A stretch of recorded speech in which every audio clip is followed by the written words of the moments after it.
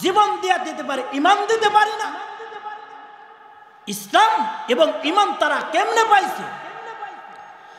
হযরতে খাব্বাব রাদিয়াল্লাহু তাআলা আনহুর উপরে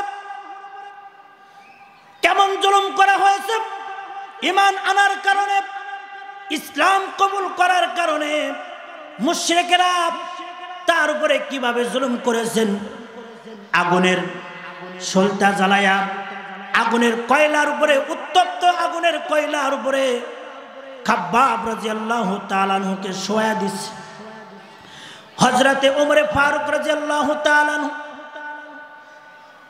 হযরতে খাব্বাবকে ডাক দিয়ে বলে, খাব্বাব, তোমার পিঠের মধ্যে গর্ত গর্ত দেখা যায় কেন? হযরতে খাব্বাব বলে, খলিফাতুল মুসলিমিন, ঈমান আনার কারণে আর ইসলাম কবুল করার কারণে মুশরিকেরা আমাকে জ্বলন্ত আগুনের কয়লার উপরে শোয়া দিছে। ওই কয়লার আগুনে আমার পিঠের চামড়া এবং চর্বি গুলা গলে গলে আগুন নিভে গেছে। আগুন নিভে যাওয়ার পরে আবার আগুন ধরাইয়া আবার ওই উত্তপ্ত গরম আগুনের মধ্যে আমারে আবার শোয়া দিছে। এইভাবে আগুনের তাপে আমার পিঠের মধ্য থেকে চামড়া আর চর্বি গুলা গলে গলে ওই আগুনের কয়লা গুলো নিভে যেত। এই কারণে আমার পিঠের মধ্যে গর্ত হয়ে গেছে। ভাইয়ার আমার, বন্ধুরা আমার, সাহাবায়ে কেরামের উপরে ঈমান আনার কারণে আর ইসলাম কবুল করার কারণে এমন জুলুম আর নির্যাতনের শিকার তারা হয়েছে, নিজের জীবন দিয়ে দিছে, কিন্তু ঈমান বিক্রি করে নাই। জোরে বলুন ঠিক না বেঠিক? যে আয়াতে কারিমাটি তেলাওয়াত করেছি, এই আয়াতের আলোচনা বুঝতে হলে আগে আয়াতের পরিচয় জানার দরকার। এবার আপনারা সকলেই বলুন, কোরআনে কারিমের মধ্যে পারার সংখ্যা কয়টি? জবান খুলে সবাইকে বলতে হবে। সবাই বলেন, কোরআনে কারিমের মধ্যে পারা আছে কয়টি? সবাই জবান খুলে বলেন, কয়টি? সূরা আছে কয়টি? 114টি। জবান খুলে সবাই বলেন, পিছনের ভাইরাও বলেন, সূরার সংখ্যা কয়টি? আমি যে আয়াতে কারিমাটি তেলাওয়াত করেছি, পারার সংখ্যা হিসেবে 24তম পারা থেকে তেলাওয়াত করেছি। কোরআনে কারিমের মধ্যে 114টি সূরার মধ্য থেকে 40 নং সূরা, সূরার নাম সূরা মুমিন। এই সূরার 30 নম্বর আয়াতে কারিমা আপনাদের সামনে তেলাওয়াত করেছি। আল্লাহ সুবহানাহু ওয়া তাআলা এই আয়াতের মাধ্যমে দুনিয়ার মানুষকে একটা কথা বলেছেন। দুনিয়ার কোনো বান্দাবান্দি যদি আসমানের মালিক আল্লাহকে যদি তার জবান দ্বারা রব হিসাবে স্বীকৃতি দান করে, আল্লাহ পাক ওই সকল মুমিন বান্দাদেরকে 2টা সুসংবাদ দান করেছেন। জোরে বলুন সুবহানাল্লাহ। আর জোরে বলুন না সুবহানাল্লাহ। বান্দা শুধু একটা কথা জবান দ্বারা বলবে যে আমাদের রব হলো আল্লাহ, আমার রব আল্লাহ। আমাদের রব কে? জবান খুলে বলেন, আমাদের রব কে?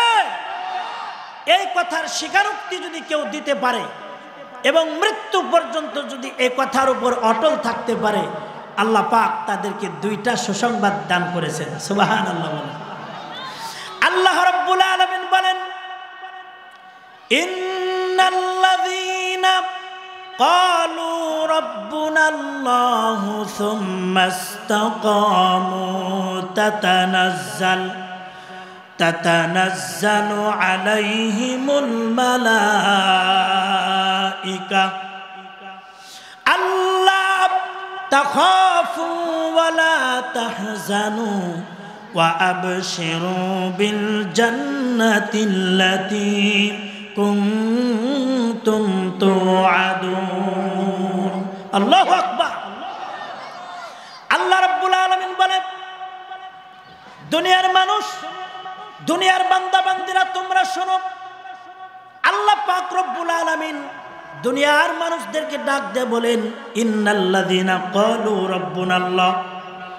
দুনিয়ার কোনো মানুষ যদি আসমানের মালিক আল্লাহকে যদি তার জবান দ্বারা এই স্বীকারোক্তি দান করতে পারে যে আমার রব হলো আল্লাহ, চিৎকার মেরে বলুন, আমাদের রব কে? মুসলমানের আওয়াজ দিয়ে জবান খুলে বলেন আমাদের রব কে? পিছন থেকে বলেন আমাদের রব কে?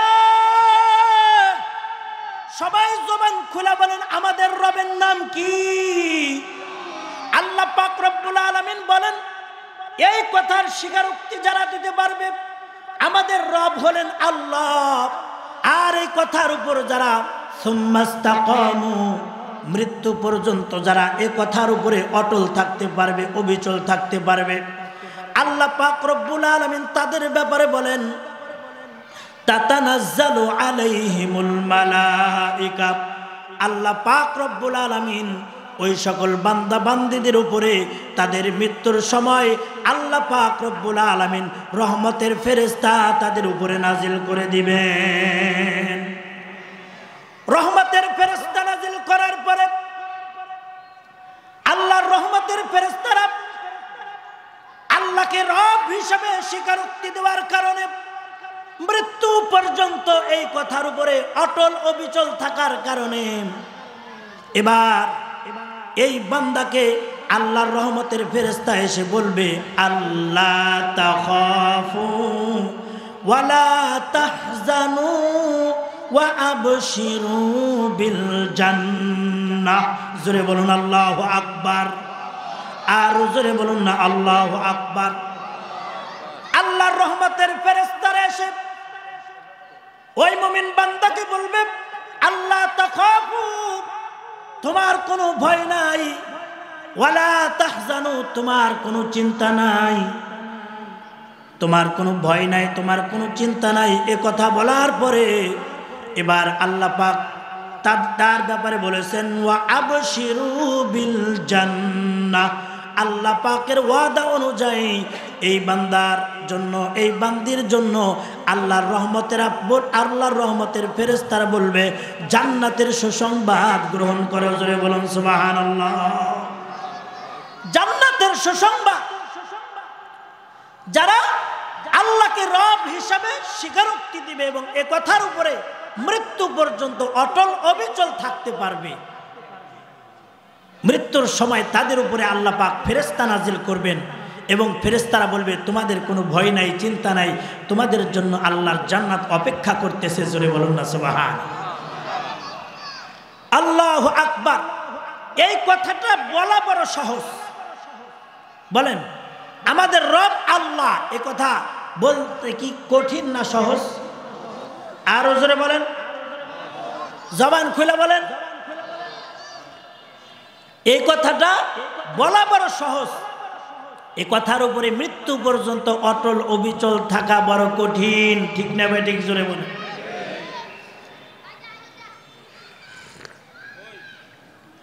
আমরা তো এক হিসাবে মাগনা মাগনা ইসলাম পাইছি। বলেন আমরা কেমনি ইসলাম পাইছি? আমরা বাপ দাদার সম্পত্তি যেভাবে আমরা ফ্রিভাবে পাওয়া যায়, দাদার সম্পত্তি, বাবার সম্পত্তি বাপ দাদায় মারা যাওয়ার পরে অটোমেটিক আমরা পৈতৃক হিসাবে সম্পত্তির মালিক হই কি হই না? জোরে বলেন, আরো জোরে বলেন। ইসলামটা আমরা এভাবেই পাইছি, দাদাই মুসলমান ছিল, বাবাই মুসলমান ছিল, এজন্য আমিও মুসলমান। ঠিক না ভাই? ঠিক জোরে বলেন। কিন্তু সাহাবাই কিরাম পৈতৃক সম্পত্তি হিসাবে ইসলাম পায় নাই। এরা ইসলাম কবুল করার কারণে, ঈমান আনার কারণে তাদের উপরে যে জুলুম নির্যাতনের স্টিম রোলার চালানো হয়েছে, তারা এই মৃত্যু পর্যন্ত জুলুমের শিকার হওয়ার পরেও নিজের জীবন দিয়ে দিছে, কিন্তু ঈমান দেয় নাই, ইসলাম দেয় নাই। ঠিক না ব্যাটিং জোরে বলে। তারা কষ্ট করে ইসলাম পাইছে। ভাইয়ার আমার, বন্ধুরা আমার, হযরতে বেলাল হাবশীর ইতিহাস আপনারা সকলেই জানেন। ঘটনা বলা উদ্দেশ্য নয়। হযরতে বেলাল হাবশী একজন গোলাম ছিলেন, গোলাম। কিন্তু ইসলাম কবুল করার কারণে, ঈমান আনার কারণে বেলাল হাবশী রাদিয়াল্লাহু তাআলা আনহুর উপর জুলুম নির্যাতনের স্টিম রোলার চালানো হয়েছে। ঠিক না বেঠিক জোরে বলেন। আরবের উত্তপ্ত গরম বালুর উপরে হযরতে বেলাল হাবশীর রশি বেঁধে কাফের মুশরিকরা আর ইসলামের শত্রু আর দুশমনেরা টেনে টেনে উত্তপ্ত গরম বালুর উপর দিয়া বেলালে হাবশিকে মক্কার জমিনের উপর দিয়া টানছে। তারপরে গরম বালুর উপরে তারে শোয়াইয়া তার বুকের উপরে যাতে নড়াচড়া করতে না পারে বিশাল বড় বড় পাথর বেলালে হাবশির বুকের উপরে চাপা দিয়া তারে ওইভাবে শাস্তি দিয়েছে। বলে ঈমান সার, তা না হলে মেরে ফেলে দিব। জোরে বলুন নাউজুবিল্লাহ। কাফেরেরা বলছে ইসলাম ছেড়ে দাও, বেলাল তুমি যদি বাঁচতে চাও ইসলাম ছেড়ে দাও, ঈমান ছেড়ে দাও। যদি ইসলাম ছেড়ে দাও, ঈমান ছেড়ে দাও, তাহলে তোমারে আমরা বাঁচায় দিব, তা না হলে তোমারে মেরে ফেলবো। বেলালে হাবশি রাদিয়াল্লাহু তাআলা আনহু তাকে মুশরিকেরা যত বেশি জুলুম করে আর বেলালে হাবশির জবান দ্বারা আল্লাহ পাকের নাম আহাদ আহাদ বের হওয়া আরম্ভ হয়ে যায়। জোরে বলুন সুবহানাল্লাহ। হযরতে বেলাল বলেন, এ দুনিয়ার মুশরিকেরা আমারে মারবা, আমারে মারুক, মারতে মারতে শহীদ করে ফেলো।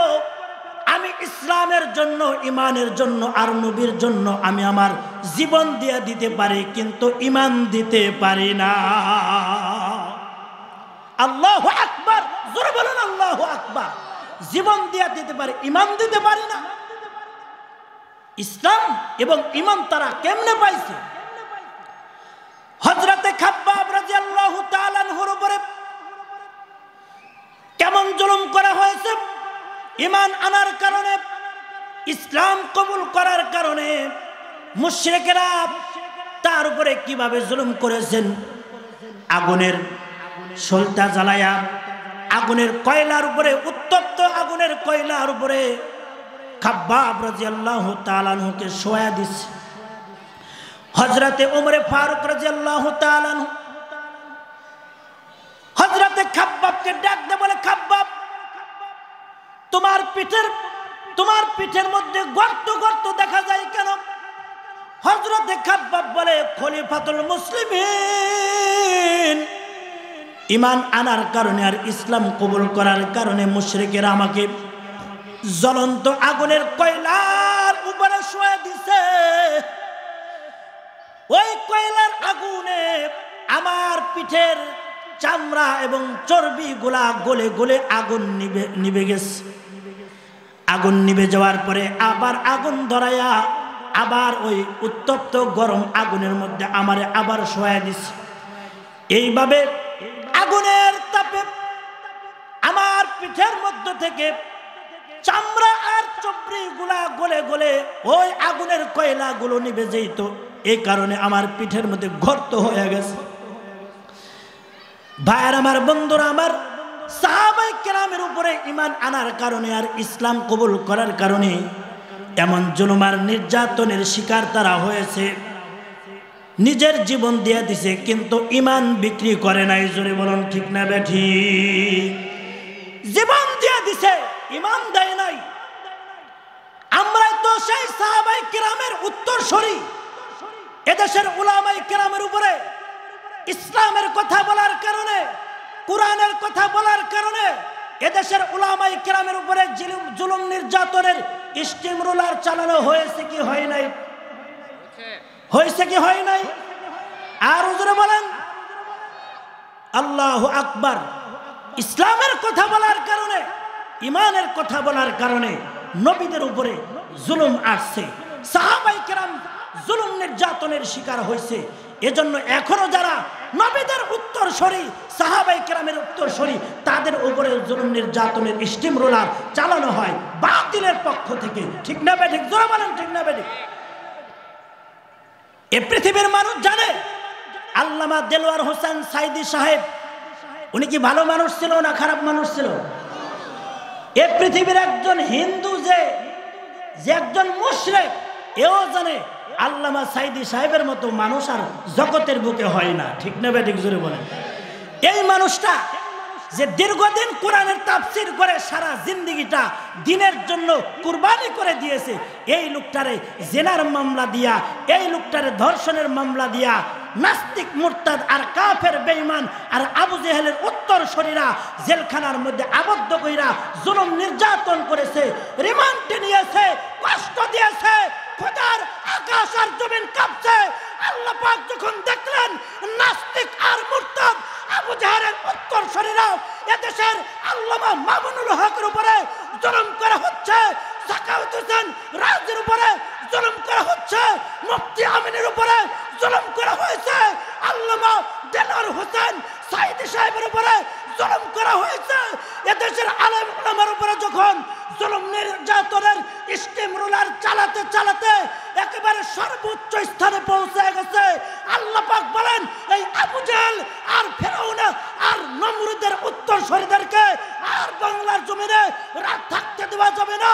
আইসে গেট আউট বলে ফেরাউনকে যেভাবে এরকম ভাবে পানিতে চুবায় আল্লাহ মারছে, নমরুদকে যেভাবে জুতা পিটিয়ে হত্যা করছে, এই দেশে যখন আলেম ওলামাদের উপরে জুলুম নির্যাতন করা হয়েছে, আল্লাহ পাক রব্বুল আলামিন বলে এই নাস্তিকদেরকে আর থাকতে দেওয়া যাবে না।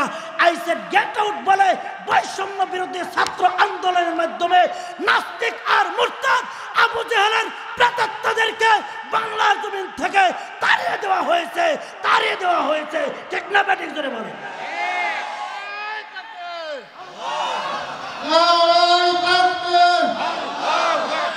ইসলামের শত্রুরা অ্যাকশন অ্যাকশন,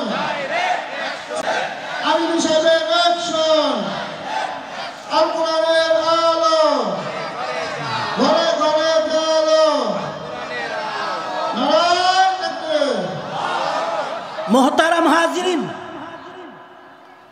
সর্বযুগেই হক যেভাবে ছিল, হকের সাথে সাথে জমিনে বাতিলও ছিল। ঠিক না বেঠিক জোরে বলেন?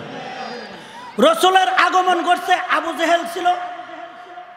ফেরাউনের আগমন করছে, তখন আল্লাহ পাক ইব্রাহিম পয়গম্বরে পাঠাই দিছে, মুসা পয়গম্বরে পাঠাইছে। নমরুদের আগমন করছে, ইব্রাহিম পয়গম্বরে আল্লাহ পাঠাইছে। যুগে যুগে এইভাবে হক এবং বাতিল থাকে, আছে এবং কিয়ামত পর্যন্ত থাকবে। তবে আজকের এই আর রহমান মডেল মাদ্রাসার বার্ষিক তাফসীরুল কোরআন মাহফিল থেকে আমরা বলিষ্ঠ কণ্ঠে বলে দিতে চাই, এই দেশে স্বৈরাচারী শাসক যতদিন ছিল জুলুম নির্যাতন করে যেভাবে রেহাই পায় নাই, ফেরাউন জুলুম করে যেভাবে রেহাই পায় নাই, নমরুদ জুলুম করে রেহাই পায় নাই, শেখ হাসিনা জুলুম করে রেহাই পায় নাই, তার দল বলেরা জুলুম করে রেহাই পায় নাই। এজন্য আগামী ভবিষ্যৎ প্রজন্মে যারা এদেশের সরকার হবে, এদেশের মানুষের যারা জাতির রাহবার হবে, তাদেরকে আহ্বান জানাবো, ওদের তো আহ্বান জানাবো, যেই সরকার হও, যেই রাষ্ট্রপতি হও, যেই হও না কেন, ফেরাউন থেকে শিক্ষা নাও, নমরুদ থেকে শিক্ষা নাও, শেখ হাসিনা থেকেও শিক্ষা নাও। বাংলার জমিনে ইসলামের উপরে আঘাত করে, কোরআনের উপরে আঘাত করে, আলেম ওলামাদের উপরে জুলুম করে এই বাংলার জমিনে থাকা যাবে না, যাবে না, যাবে না। ঠিক না ব্যাটিক জোরে বলেন? এজন্য যদি যখন নাকি স্বৈরাচারী শাসকের আমলে নাস্তিক মুরতাদরা নবীর আখলাক নিয়ে কথা বলতো, এদের মানুষ যদি আন্দোলন করতো, জেলখানায় নিয়ে জামাই আদর করে খাওয়াইতো। ঠিক না ব্যাটিক জোরে বলেন? বিচার হয় নাই। নবীর আখলাক নিয়ে কথা বলছে, বিচার হয় নাই। কোরআনের উপরে আঘাত আনছে, বিচার হয় নাই। ইসলামের উপরে আঘাত আনছে, বিচার হয় নাই। একটা নাস্তিককে যদি জাতির সামনে ফাঁসির কাস্টে ঝুলানো হইতো, তাইলে বাংলাদেশের সব নাস্তিক সোজা হয়ে যাইতো। ঠিক না বেঠিক জোরে বলে? একটা চোর কলমের একটা খোঁচা দিয়া বাংলাদেশের রাষ্ট্রীয় কোটি কোটি সম্পদ আত্মসাৎ করে বিদেশে পাচার করে, এইরকম একটা চোরকে যদি জাতির সামনে হাত কেটে দেওয়া হইতো, সব চোর সোজা হয়ে যেত। ঠিক না বেঠিক জোরে বলেন? এজন্য চোরের বিচার যেইভাবে চুরি করে ওইভাবেই করতে হবে। ঠিক না বেঠিক জোরে বলেন?